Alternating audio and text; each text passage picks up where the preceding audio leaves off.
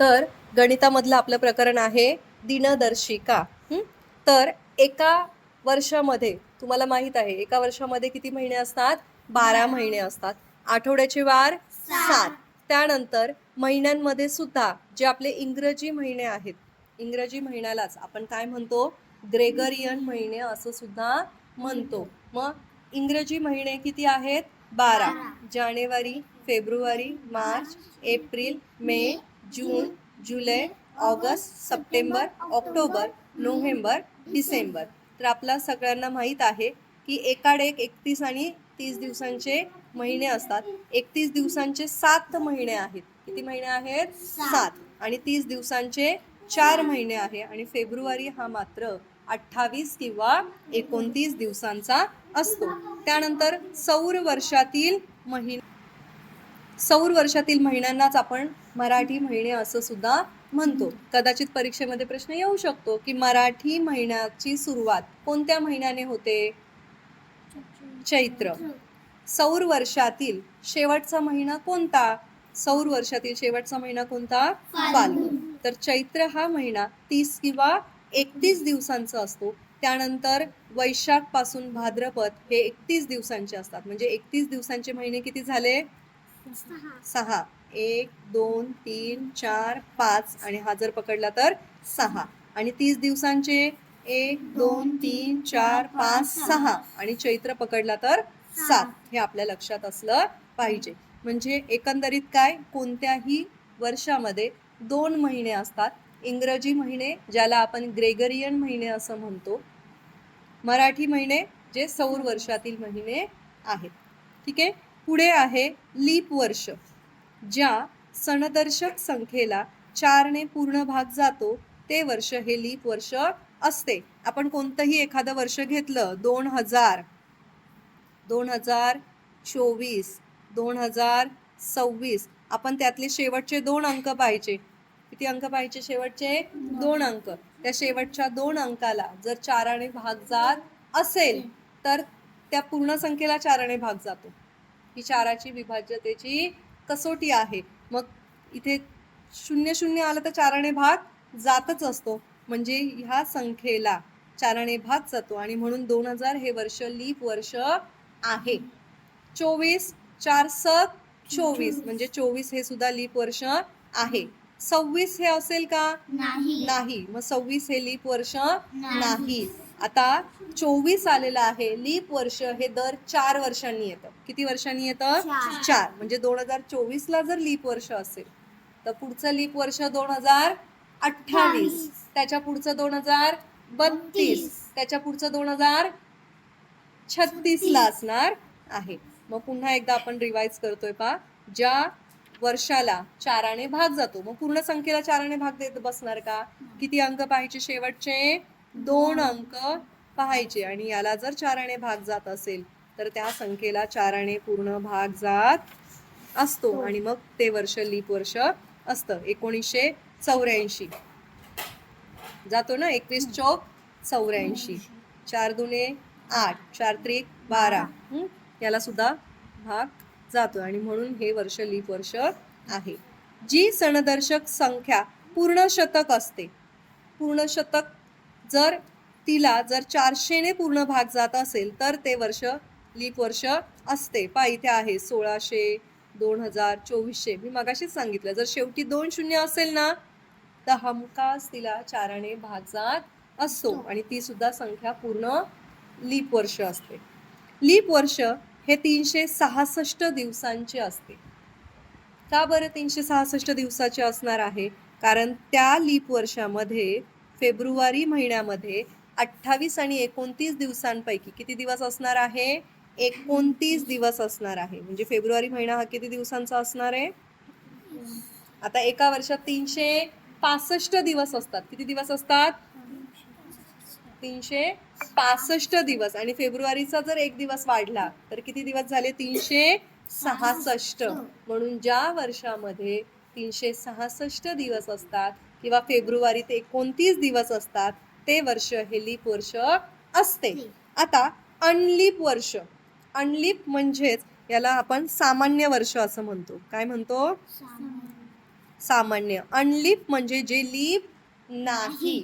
हा, जसं की आपलं 2026 ला 4 भाग जातोय का?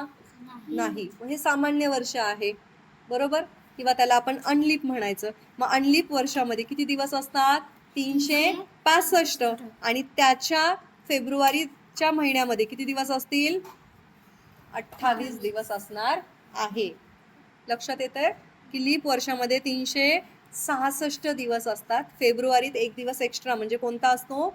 29 दिवस. आणि सामान्य वर्ष किंवा अनलीप वर्ष ज्याला 4 भाग जात नाही अशा एका वर्षामध्ये 365 दिवस असतात आणि फेब्रुवारी महिन्यामध्ये एक दिवस कमी असतो. खूपदा शिष्यवृत्तीच्या गणिताच्या प्रश्नांमध्ये जी दिनदर्शिकेवर प्रश्न येतात हे बऱ्याचदा फेब्रुवारी महिना पकडून असतो आणि मग मुलं गडबड करतात, 28 दिवस घ्यायचे की 29 दिवस घ्यायचं, आणि मग तुमची सगळी गणितं चुकतात. म्हणून ह्या गोष्टी फार महत्त्वाच्या आहेत. अनलीप वर्षात फेब्रुवारीचे दिवस 28 असतात. सौर वर्षातील पहिले 6 महिने 31 दिवसांचे व नंतरचे 6 महिने 30 दिवसांचे असतात. आपण पाहिलं की हे जे सौर वर्ष आहे, पहिले जे 6 महिने आहे 31 दिवसांचे आणि नंतरचे 30 दिवसांचे. 7 दिवसांनी पुन्हा तोच वार येतो. आज किती तारीख आहे? आज किती तारीख आहे? 18. आजचा वार बुधवार. मग 7 दिवसांनी 18 आणि 7 25 म्हणजे 25 तारखेला सुद्धा बुधवार असणार आहे. पुन्हा 25 नी 7 32, परंतु 32 तारीख असते का? नाही. मग कोणता महिना चालू आहे आता? मार्च. मार्च महिन्याचे दिवस किती आहेत? 31. म्हणजे 32 तारीख नसणार आहे, म्हणजे 1 तारीख असणार आहे. म्हणजे 1 तारखेला सुद्धा बुधवार येणार आहे. म्हणजे कोणताही वार हा किती दिवसांनी रिपीट होतो? 7 दिवसांनी. जसं की 1 तारखेला जो वार असेल, 1 आणि 7 8, 8 आणि 7 15, 15 आणि 7 22, 22 आणि 7 29. 1 तारखेला जर सोमवार असेल, कोणता वार असेल? सोमवार, तर 8 तारखेला सुद्धा सोमवार, 15 तारखेला सुद्धा सोमवार, 22 तारखेला सोमवार, 29 तारखेला सुद्धा सोमवार असणार आहे. कळतंय का? 3 तारखेला जर गुरुवार आला, 3 तारखेला कोणता वार आला? गुरुवार आला, तर पुढचा गुरुवार किती तारखेला येणार? कोणताही वार किती दिवसांनी येतो? 7 दिवसांनी. मग 3 आणि 7 10, म्हणजे 10 तारखेला सुद्धा गुरुवार येणार आहे. परीक्षेमध्ये असे सोपे सुद्धा प्रश्न असतात. 15 तारखेला जर मंगळवार असेल, तर 15 आणि 7 22, म्हणजे 22 तारखेला सुद्धा मंगळवार.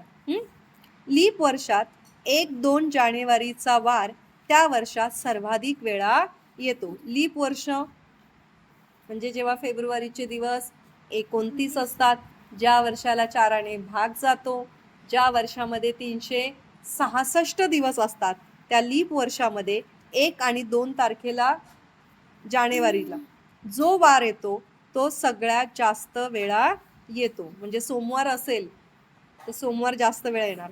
लीप वर्षामध्ये 52 आठवडे आणि 2 दिवस असतात. अनलीप वर्षामध्ये 52 आठवडे आणि 1 दिवस असतो. ठीक आहे.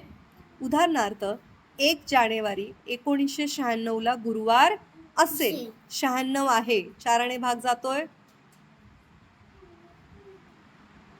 जातोय. म्हणजे हे लीप वर्ष आहे. मग लीप वर्षामध्ये 1 जानेवारीला गुरुवार आहे, 1 जानेवारीला गुरुवार, तर 2 तारखेला शुक्रवार, म्हणजे गुरुवार आणि शुक्रवार हे 53 वेळा येतात. किती वेळा येतात? 53. आणि बाकी सगळे वार किती वेळा येणार? 52 वेळा येतात. कारण लीप मध्ये 52 आठवडे आणि 2 दिवस, ते 2 दिवस म्हणजे 1 आणि 2 जानेवारीचे दिवस असते.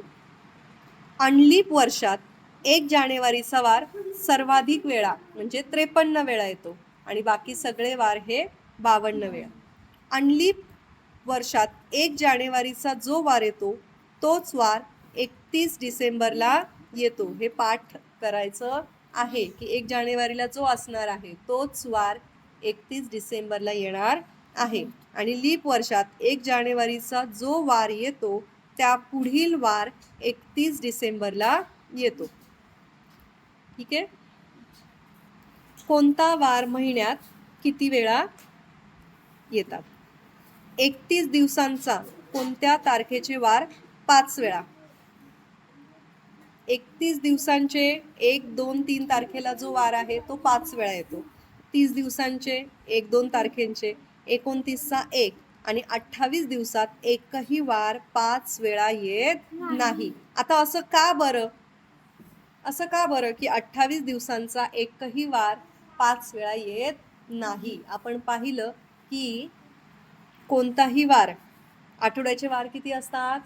7. कोणताही वार हा 7 दिवसांनी काय होतो? रिपीट होतो. म्हणजे या महिन्यामध्ये 7 चोक 28 पूर्ण भाग जातोय 7ने. एकही दिवस उरला का? नाही. म्हणून इथे कोणताही वार 5 वेळा येत नाही. 29ला जर तुम्ही 7ने भाग दिला, 7 चोक 28, एक वार एक दिवस उरतो की नाही, मग त्या तारखेचा वार हा 5 वेळा येतो. 30ला तुम्ही 7ने भाग दिला, 7 चोक 28, किती उरले? 2 उरले. आणि म्हणून 1 आणि 2 तारखेचे वार हे 5 वेळा येतात. पुन्हा 31ला तुम्ही 7ने भाग द्या, 7 चोक 28, किती उरली बाकी? 3. म्हणजे पहिल्या 3 तारखेंचे वार 1, 2, 3 हे किती वेळा येणार आहेत? 5 वेळा येणार आहे. मला नाही वाटत हे पाठांतराची गोष्ट आहे, ही लॉजिकची गोष्ट आहे. तुम्ही कोणताही महिना घ्या, समजा मी इथं घेतला एप्रिल हा महिना. कोणता महिना घेतला? एप्रिल. एप्रिलचे दिवस किती आहेत? 30 दिवस आहेत. 30ला 7ने भागा, 7 चोक 28, किती दिवस उरतात? 2. म्हणजे एप्रिल महिन्यात 1 आणि 2 तारखेला जो वार आहे तो किती वेळा येणार? 5 वेळा येणार आहे. म्हणजे परीक्षेमध्ये कसा प्रश्न असतो की परीक्षेमध्ये असा प्रश्न विचारतील, एप्रिल महिन्यात 1 तारखेला जर शुक्रवार होता तर पुढील पैकी कोणता वार 5 वेळा येईल? मग कसं करायचं? एप्रिलचे दिवस 30, 7ने भागलं किती दिवस उरतात? 2. म्हणजे एप्रिल महिन्यात 1 आणि 2 तारखेचे वार किती वेळा येणार? 5 वेळा येणार. मग 1 तारखेला जर शुक्रवार होता तर शुक्रवार सुद्धा 5 वेळा येणार आणि 2 तारखेचा शनिवार सुद्धा 5 वेळा येणार. कळलं का? समजलंय? पाठांतर करायची गोष्ट आहे का ही? नाही. 7ने भागायचं, जेवढे दिवस उरतात तेवढे वार 5 वेळा येत असतात. मग परीक्षेत कदाचित उलट विचारतील, 5 वेळा न येणारा विचारतील. बरोबर ना? ठीक आहे. पुढे, अनलीप वर्षात फेब्रुवारी व मार्च महिन्याचे कॅलेंडर सारखेच असते. अनलीप म्हणजे सामान्य वर्ष, ज्याला 4ने भाग जात नाही, त्या महिन्यातले फेब्रुवारी आणि मार्च महिन्याचं कॅलेंडर सारखं असतं. पुढील महिन्यात किती दिवसांनी वार पुढे सरकतो? 31 दिवसांचा जर महिना असेल, जानेवारी किती दिवसांचा आहे? 31. तर पुढचा महिना किती दिवसांचा आहे? फेब्रुवारी ना. तर फेब्रुवारी हा 3 दिवसांनी. 30 दिवसांचा महिना असेल तर पुढील महिन्यात 2 दिवसांनी. 29 असेल तर 1 आणि 28 असेल तर 0. सेम लॉजिक आहे. 7ने भागायचं, जेवढे दिवस उरतात तेवढ्या दिवसांनी वार पुढे सरकतो. अनलीप वर्ष असेल तर पुढील वर्ष लगतचा वार येतो. 8 जानेवारी 2013ला जर शनिवार असेल तर 8 जानेवारी 2014ला पुढचा वार येतो. म्हणजे 8 जानेवारी 2014ला रविवार येणार आहे. लीप वर्ष असेल तर पुढील वर्ष एक वार गाळून पुढचा वार येतो. 8 जानेवारी 2012ला जर शनिवार असेल तर पुढचा वार 8 जानेवारी 2013ला 8 जानेवारी 2012, 12ला 4ने भाग जातोय, 4 त्रिक 12. म्हणजे 8 जानेवारी 2012 हे कोणतं वर्ष आहे? लीप वर्ष आहे. मग 8 जानेवारी 2012 हे लीप वर्ष आणि 8 तारखेला शनिवार होता. आता पुढच्याच वर्षी 8 जानेवारी 2013चा वार एक वार गाळून, म्हणजे शनिवार नंतर रविवार गाळून पुढचा कोणता वार येणार? सोमवार येणार आहे. हे कशासाठी आहे? तुम्हाला जर तुमचा वाढदिवस, या वर्षीचा वाढदिवस माहिती असेल आणि त्याच्या पुढच्या वर्षीचा वाढदिवस काढायचा असेल तर त्यासाठी हे लॉजिक वापरलं जातं किंवा ही हिंट आपण वापरू शकतो. खूप सोपं आहे. सामान्य वर्ष असेल 2013ला 4 भाग जातो का? नाही जात. साधं वर्ष आहे की नाही, सामान्य वर्ष अनलिप, तर 8 जानेवारी 2013ला शनिवार होता, तर 8 जानेवारी 2014ला रविवार असणार, लगेच पुढचा वार येतो. परंतु इथे लीप वर्ष असेल तर एक वार गाळून पुढचा वार येत असतो. तर मी शिकवणार आहे गणितांमध्ये प्रॅक्टिस घेताना. पुढील दिवशी एकच वार येतो. 1 ऑगस्ट लोकमान्य टिळक पुण्यतिथी, 15 ऑगस्ट स्वातंत्र्य दिन, 5 सप्टेंबर शिक्षक दिन, डॉक्टर सर्वपल्ली राधाकृष्णन यांची जयंती आपण शिक्षक दिन म्हणून साजरी करत असतो. 14 नोव्हेंबर बाल दिन, पंडित जवाहरलाल नेहरू यांची जयंती. 28 नोव्हेंबर महात्मा फुले पुण्यतिथी. 6 जून शिवाजी महाराजांचा राज्याभिषेक दिन. हे 6ही दिन एका वर्षात एकाच दिवशी येतात. म्हणजे 1 ऑगस्ट 2026ला जर सोमवार होता तर बालदिनला कोणता वार असणार आहे? तर बालदिनला सुद्धा सोमवार. यासाठी तुम्ही लक्षात ठेवायचंय, लोकमान्य टिळकांचा इथे पहा काय घेतला, लो स्वा शी बा बा म रा असे लक्षात ठेवावे. लो स्वा शी बा म रा, ब पाहिजे इथे, पुस्तकामध्ये प्रिंटिंग मिस्टेक आहे. म्हणजे लक्षात राहील. लो म्हणजे लोकमान्य टिळक पुण्यतिथी 1 ऑगस्ट, स्वा म्हणजे स्वातंत्र्य दिन 15 ऑगस्ट, शी म्हणजे शिक्षक दिन 5 सप्टेंबर, बा म्हणजे बाल दिन 14 नोव्हेंबर, महात्मा फुले पुण्यतिथी 28 नोव्हेंबर आणि राज्याभिषेक दिन लो स्वा शिबा मरा हे 6ही वार एकाच दिवशी येत असतात. IMP आहे, पाठ करायचे, परीक्षेमध्ये येणारा प्रश्न आहे. पुढील दिवसही एकच वार येतो एका वर्षात. पहा, 1 मे महाराष्ट्र दिन किंवा कामगार दिन. 26 जून शाहू महाराज जयंती. 2 ऑक्टोबर महात्मा गांधी जयंती आणि 25 डिसेंबर नाताळ ख्रिसमस हे वर्षातील 4 दिनविशेष एकाच दिवशी येतात. इथे पण हिंट दिलेली आहे, म शा म ना. म म्हणजे महाराष्ट्र दिन, शाहू महाराज जयंती, महात्मा गांधी जयंती आणि नाताळ. आता काही पुस्तकामध्ये हे असं पण आहे, म शा गाणा, मशा गाणा सुद्धा आहे. आता माझ्या वाचनात आलेलं आहे हे. तर यातलं कोणतंही लक्षात ठेवा. म म्हणजे महाराष्ट्र दिन, शाहू महाराज जयंती, गांधी जयंती, गा म्हणजे गांधी जयंती आणि ना म्हणजे नाताळ. मशा गाणा. मशा मनाला जो वार येतो त्याचा पुढचा वार या वरच्या याला येत असतो.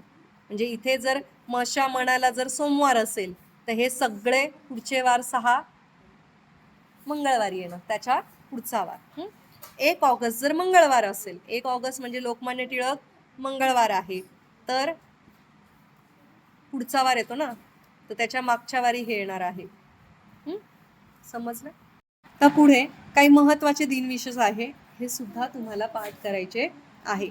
जानेवारी महिन्यामध्ये 3 जानेवारी बालिका दिन, सावित्रीबाई फुले जयंती. 14-15 जानेवारी, कधी 14 तारखेला मकर संक्रांत येते, कधी 15 तारीख. 14 जानेवारी भूगोल दिन, 15 जानेवारी आर्मी डे, 26 जानेवारी गणतंत्र किंवा प्रजासत्ताक. 19 फेब्रुवारी शिवजयंती, 27 फेब्रुवारी मराठी राजभाषा दिन, विनायक वामन शिरवाडकर किंवा कुसुमाग्रज जयंती. 28 फेब्रुवारी राष्ट्रीय विज्ञान दिन, सायन्स डे. आपण हे दोन्हीही दिवस शाळेमध्ये साजरे केलेले आहेत. 8 मार्च आंतरराष्ट्रीय महिला दिन, केला ना साजरा? 15 मार्च जागतिक अपंग दिन, 21 मार्च वर्षा दिन. 14 एप्रिल आंबेडकर जयंती, 18 एप्रिल जागतिक वारसा दिन, 22 एप्रिल वसुंधरा दिन, 7 एप्रिल जागतिक आरोग्य दिन. मे महिन्यामध्ये 1 मे कामगार दिन, महाराष्ट्र दिन. 8 मे रेड क्रॉस दिन. जून 5 जून पर्यावरण दिन. 21 जून जागतिक योगा दिन. सर्वात मोठा दिवस आणि सर्वात लहान रात्र. हा जो दिवस आहे 21 जून, या दिवशी दिवस सगळ्यात मोठा असतो आणि रात्र सगळ्यात लहान असते. जुलै 6 जुलै समता दिन. 11 जुलै जागतिक लोकसंख्या दिन. 26 जुलै कारगिल विजय दिन. ऑगस्ट मगाशीच पाहिलं आपण, 1 ऑगस्ट लोकमान्य टिळक पुण्यतिथी. 9 ऑगस्ट क्रांती दिन. 15 ऑगस्ट स्वातंत्र्य दिन. 23 ऑगस्ट राष्ट्रीय अंतराळ दिवस. 29 ऑगस्ट राष्ट्रीय क्रीडा दिन. सप्टेंबर महिन्यातले दिवस. 5 सप्टेंबर शिक्षक दिन. शिक्षक दिन हा आपण सर्वपल्ली राधाकृष्णन जयंती साजरं करतो. 8 सप्टेंबर आंतरराष्ट्रीय साक्षरता दिन. 14 सप्टेंबर हिंदी दिन. 21 सप्टेंबर आंतरराष्ट्रीय शांतता दिन. 24 सप्टेंबर कन्या दिन. आता ऑक्टोबर महिन्यातले दिवस. 2 ऑक्टोबर महात्मा गांधी जयंती किंवा लाल बहादूर शास्त्री जयंती. 15 ऑक्टोबर वाचन प्रेरणा दिन, अंध दिन, सफेद काठी दिन. APJ अब्दुल कलाम जयंती 15 ऑक्टोबरलाच आणि हात धुवा दिन. 31 ऑक्टोबर राष्ट्रीय एकता दिन, सरदार वल्लभभाई पटेल जयंती. 5 नोव्हेंबर मराठी रंगभूमी दिन. 11 नोव्हेंबर शिक्षण दिन, तुमच्या पुस्तकामध्ये आहे, मौलाना आझाद जयंती. 14 नोव्हेंबर बाल दिन, पंडित नेहरू जयंती. 28 नोव्हेंबर महात्मा फुले पुण्यतिथी. आणि शेवटचा महिना आपला डिसेंबर. 6 डिसेंबर महापरिनिर्वाण दिन. कोणाचा? डॉक्टर बाबासाहेब आंबेडकरांचा. 10 डिसेंबर मानवी हक्क दिन. 24 डिसेंबर साने गुरुजी जयंती. 25 डिसेंबर ख्रिसमस किंवा नाताळ. आता तुम्ही म्हणाल हे एवढं सगळं काय आहे, तर हे सगळे दिवस तुम्हाला माहीत असणे गरजेचे आहे. परीक्षेमध्ये यातला कोणताही दिवस असं येऊ शकतं की क्रांती दिन पुढीलपैकी कोणत्या दिवशी असतो. 9 ऑगस्ट, 10 ऑगस्ट, 11 ऑगस्ट, 12 ऑगस्ट. तर आपल्याला ओळखता आलं पाहिजे की 9 ऑगस्ट हा क्रांती दिवस. तर यासाठी काही गोष्टी या गणितामध्ये पाठांतराच्याच आहे. आपण असं नेहमी म्हणतो, गणिताच्या घनदाट अरण्यातून जाण्यासाठी हातात सूत्रांची बॅटरी हवी. ती सूत्र, त्या काही गोष्टी महत्त्वाच्या पाठांतराच्या पाठच करायच्या आहेत. याच्यासाठी हे सुद्धा वापरलं जातं. बा शी स्वा टी. बा म्हणजे बालदिन, शिक्षक दिन, स्वातंत्र्य दिन, टिळक पुण्यतिथी.